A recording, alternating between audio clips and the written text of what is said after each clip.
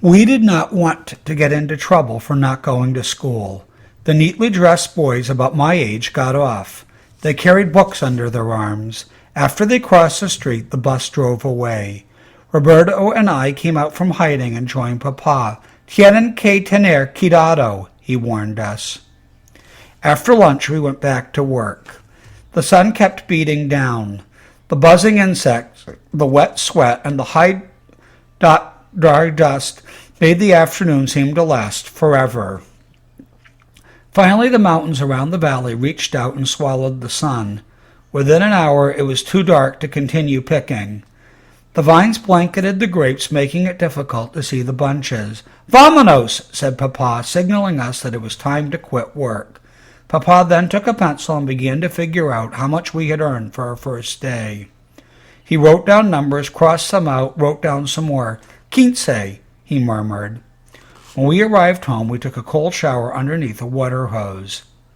We then sat down to eat dinner around some wooden crates that served as a table. Mama had cooked a special meal for us. We had rice and tortilla with carne con chile, my favorite dish. The next morning, I could hardly move. My body ached all over. I felt little control over my arms and legs. This feeling went on every morning for days until my muscles finally got used to the work. It was Monday, the first week in November. The grape season was over, and I could now go to school.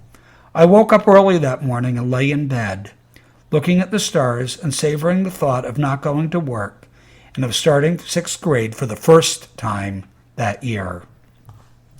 Since I could not sleep, I decided to get up and join Papa and Roberto at breakfast. I sat at the table across from Roberto, but I kept my head down.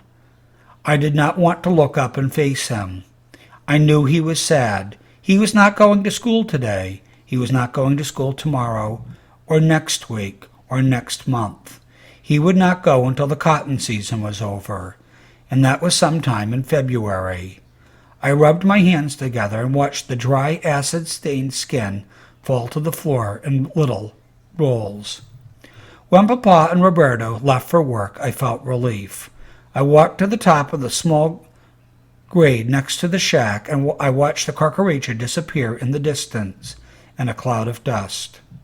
2 hours later, around 8 o'clock, I stood by the side of the road waiting for the school bus, number 20. When it arrived, I climbed in. Everyone was busy either talking or yelling. I sat in an empty seat in the back. When the bus stopped in front of the school, I felt very nervous. I looked out the bus window and saw boys and girls carrying books under their arms. I put my hands in my pants pocket and walked to the principal's office. When I entered, I heard a woman's voice say, "May I help you?" I was startled. I had not heard English in months. For a few seconds, I remained speechless. I looked at the lady who waited for an answer. My first instinct was to answer her in Spanish, but I held back. Finally, after struggling for English words, I managed to tell her that I wanted to enroll in 6th grade. After answering many questions, I was led to the classroom. Mr. Lima, the 6th grade teacher, greeted me and assigned me a desk. He then introduced me to the class. I was so nervous and scared that at the moment everyone's eyes was on me, I wished I was with Papa and Roberto picking cotton. After taking roll, Mr. Lima gave the class an assignment for the first hour. The first thing we have to do this morning is to finish reading the story we began yesterday, he had said enthusiastically. He walked up to me, handed me an English book, and asked me to read. "We are on page 125, he said politely. When I heard this, I felt blood rush to my head. I felt dizzy. "Would you like to read?" he asked hesitantly. I opened the book to page 125. My mouth was dry. My eyes began to water. I could not begin. "You may read later," Mr. Lima said understandingly. During recess, I went into the restrooms and opened my English book to page 125. I began to read in a low voice, pretending I was in class. There are many words I did not know. I closed the book and headed back to the classroom. Mr. Lima was at his desk, sitting at his desk, correcting papers. When I entered, he looked up at me and smiled. I felt better. I walked up to him and asked me if he could help me with the new words. Gladly, he said. The rest of the month, I spent my lunch hours working in English with Mr. Lima, my best friend at school.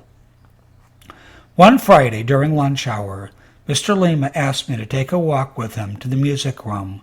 Do you like music? He asked me as we entered the building. Yes, I like corridos, I answered. He then picked up a trumpet, blew on it, and handed it to me. The sound gave me goosebumps. I knew that sound. I had heard it in many corridos. How would you like to learn how to play it? He asked. He must have read my face before I could answer. He added, I'll teach you how to play it during our lunch hours.